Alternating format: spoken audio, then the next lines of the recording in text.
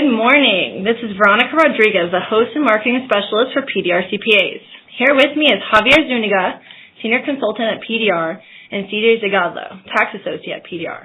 We want to thank you for joining us this morning for some post-busy season tax talk while you enjoy your morning cup of coffee with a brand new webinar series called Business Brew.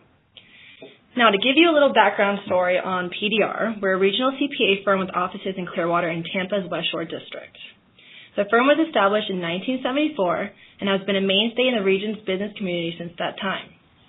We provide a wide array of services within the assurance, tax, accounting services, and estate planning arenas. PDR-cpa is proud to be an independent member of the Global BDO Alliance program. Now, to start off the discussion with our webinar is Javier Zuniga. Thank you, Veronica.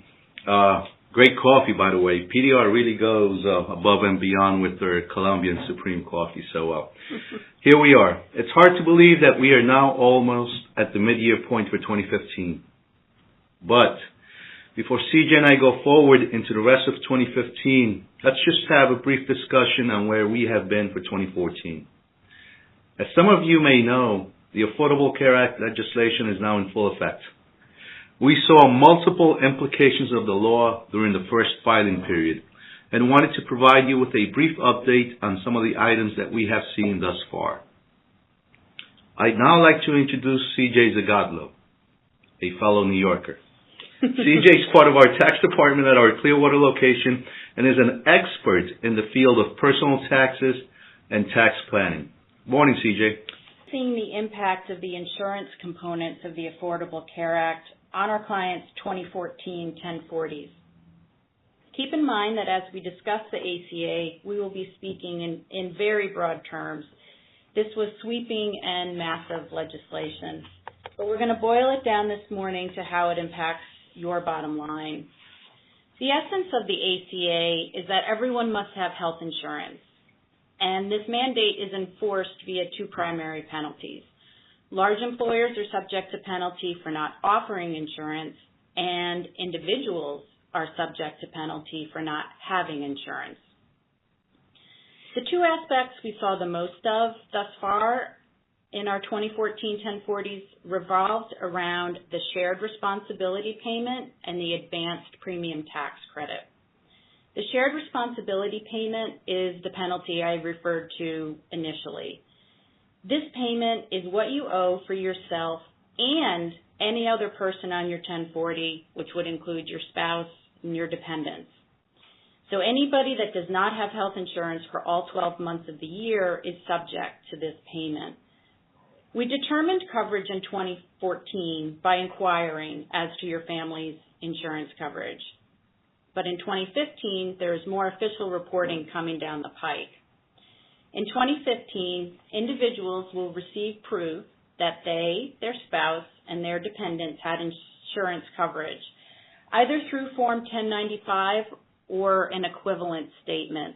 The IRS is still providing guidance on this topic, so just know that in 2015, when you gather your tax documents, your W-2s, 1099s, K-1s, that you will now also have information regarding insurance coverage that we're going to need to see.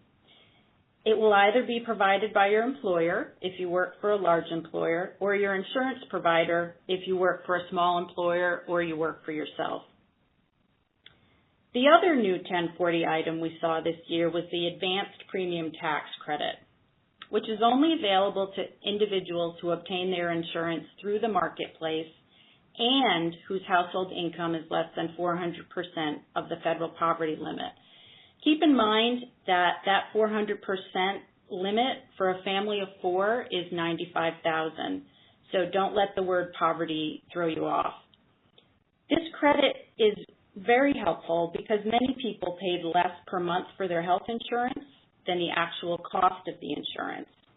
But, and there does tend to be a but, we saw many people who were essentially advanced too much credit, so they had to pay it back on their 1040s. Confusion may have centered around what qualified as income. To keep it simple, tell your marketplace insurance provider about all of your income when you apply. We saw items such as Social Security income, foreign pensions, non-taxable investment income, and pass-through income contribute to higher overall income, which then triggered the repayment of the premium tax credit.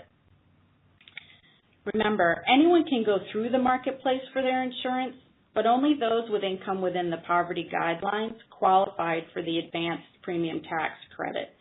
So it is best to go into a marketplace insurance meeting with all of your information, preferably with your most recent tax filing, so that you are appropriately identified as someone who does or doesn't qualify for the credit right off the bat. For those of you on Medicare, that is sufficient insurance coverage per the ACA, which is typically reported on your Social Security 1099, so we don't anticipate any reporting changes for you. Javi, what's the latest with the Supreme Court case regarding the ACA? There is a case out there that the Supreme Court has heard the facts in the case. But before we go there, I'd just like to ask you one question that we just talked about. So I'm filing my 1040 for the year. I have my wife and 2 dependents, and I only had coverage for 3 out of the 12 months. Is there a prorated apportionment for the penalty? How would that work in my case? The penalty, trying to keep it simple here, the penalty is determined by month. So the months that you didn't have coverage would be subject to the penalty. There are caps to the penalty. The penalty in general started out not so bad in 2014, but it's going to index and increase each year, so to increase the pressure on people to consider getting insurance. But you're right, if you had insurance for 3 months of the year, you would not be penalized for those 3 months. Okay, excellent. Thank you. All right, now moving on to the Supreme Court case that may in fact render all this a moot point.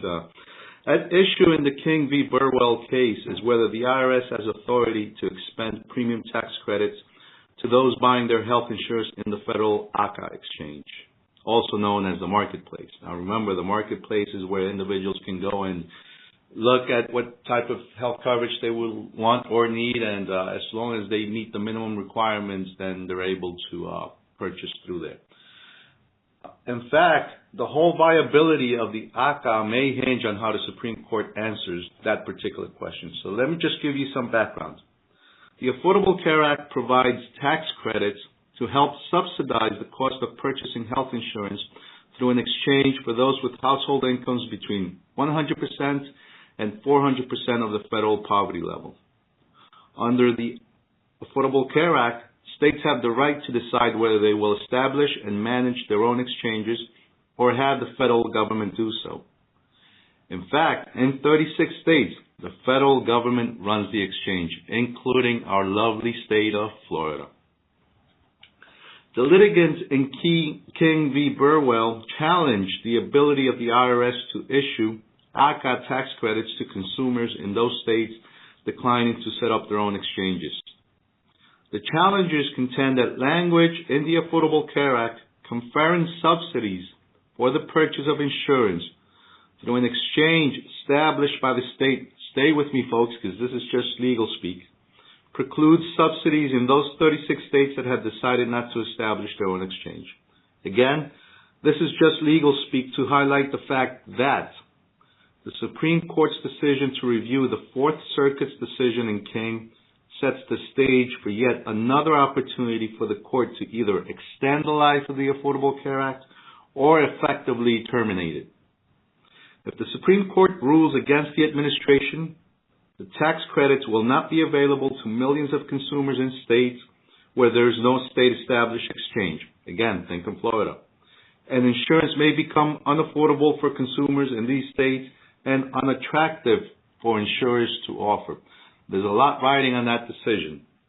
And a decision is expected before the end of the Supreme Court's current term in July of 2015. So stay tuned.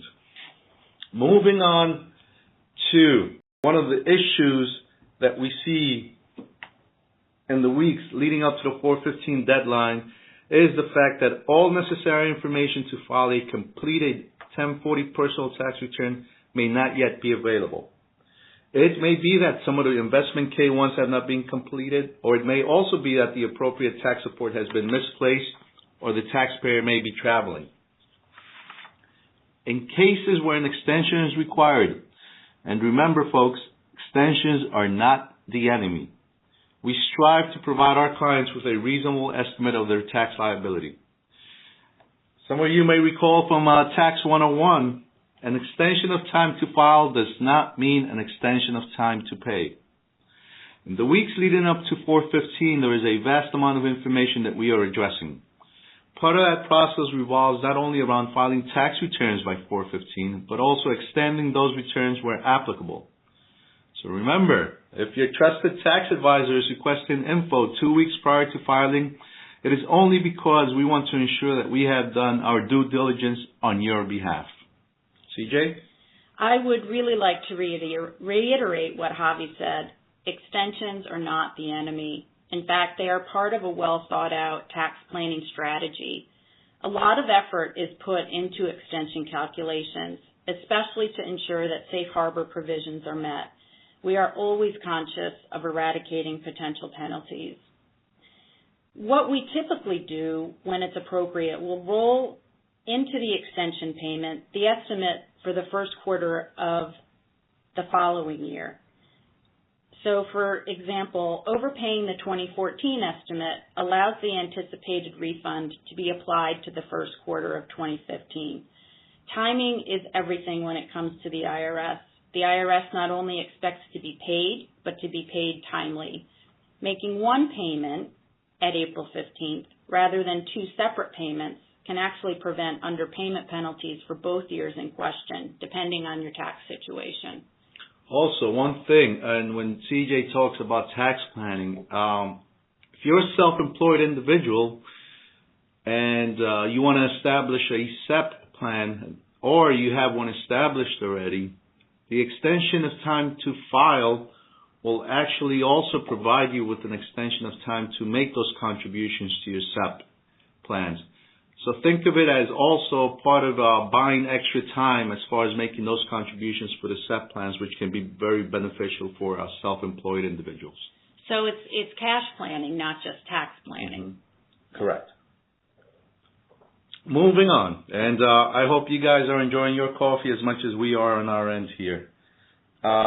So just one last thing on that. In light of the information we just shared, let's just have a meeting sometime in the last quarter of the year to, for instance, for 2015, discuss 2015 tax planning while still in 2015, which will make a ton of difference because we're still in a taxable year where we can actually have some meaningful conversations and do some meaningful planning. Additionally, take advantage of our PDR year-end tax projection services. It can certainly help eliminate some surprises come filing time. Moving on now to our last topic of this morning's 20-minute webinar, and we promise we'll have it done before the 20 minutes are up because I know you'd like to be doing a lot more with your time than listening to some tax folks talk about deadlines and Affordable Care Act and so on and so forth. As for the rest of 2015, here are some things to consider when it comes to taxes in 2015. Know your income thresholds. Much of tax planning over the last 2 years has been about adjusting to the changes resulting from the American Taxpayer Relief Act of 2012 and the Affordable Care Act. The first created a new top marginal tax rate of 39.6% for taxpayers earning more than $400,000. $450,000 for married couples. And if some of you have heard me before, this is where that marriage penalty comes in. My contention is, if it's going to be $400,000 for single, should it be $800,000 if you're married and filing jointly? Anyway, I'll take that battle on. It also increased the capital gains tax rate for those taxpayers from 15% to 20%. The brackets are indexed for inflation, meaning the top rate now applies to income over $413,200 for 2015. The higher tax rate likely applies to about 1% of the population. However, the new 3.8% investment income tax and additional 0.9% surtax on income that is helping to finance the healthcare plan hits a lot more people. The taxes apply to individuals making more than $200,000 Again, marriage penalty, $250,000 for married couples. And that's annually. And that threshold is not indexed for inflation. It's not a huge tax, but over time it has an impact. And some taxpayers can time a number of things to avoid higher taxes. For instance, timing gains and losses. One opportunity available every year is timing the gains and losses in your investment portfolio. For example, if your income is close to the $200,000 threshold or the higher figure for the top tax bracket, consider waiting until next year to sell positions that will push you over the threshold. Obviously, there is market risk to the strategy, but it's worth considering. Also, harvesting tax losses on investments is another option. While there haven't been a lot of opportunities on that front in the last several years, the recent uptick in volatility in the stock market and turmoil in the energy sector specifically presents some chances. Investors can offset capital gains with losses and up to $3,000 in ordinary income as well. CJ? Another timing opportunity for taxpayers, depending on their expectations for income this year versus future years, include accelerating or essentially prepaying an interest payment on a mortgage or paying real estate taxes for the first quarter of 2016 in December 2015. For instance, if you're expecting higher income this year in 2015 than 2016, accelerate your January mortgage payment into 2015. This is also where doing a projection at the end of the year can be very helpful. Indeed. Sometimes we run up on follow-ups that take place during the first quarter of the following year, and it's very difficult to really do meaningful tax planning and then take some tax planning positions that can be beneficial to the client because the year has lapsed and there are things that cannot be done after 12/31. I mean, the year has ended. So it's always important to be proactive in these type of communications, and that's why in October we send out the letters regarding projection and projection planning, and where we're able to at least have a better understanding, and the client is also able to have a better understanding of where they may be come 415 filing season. In closing, no matter what you think of the 2015 tax season, I wanted to share this with you folks. The IRS thinks it had it worse. In fact, Commissioner John Koskinen testified about the season before a congressional committee. He went on to say that even opening on schedule was a major accomplishment because of additional preparation needed for the Affordable Care Act and the Foreign Account Tax Compliance Act, which is another topic we will be visiting in the upcoming Business Brew webinars. Additionally, the Commissioner goes on to say there was a software system update reflecting December's tax extender legislation that the IRS had to contend with. So I guess from our standpoint as tax professionals, we're going through the struggles. We know what they are. We're kind of used to them. But I guess the IRS has their own struggles to deal with and contend with. So I guess there's a little, happiness for us as well. CJ? I don't know that sharing the pain is the goal, but it's been shared. Thanks so much for joining us for our inaugural Business Brew. We've had a lot of fun preparing for this, and we hope we're able to shed some light over your morning coffee. Thanks to Veronica and Javier, as well as our own Brian Barry for our theme music. Have a good week.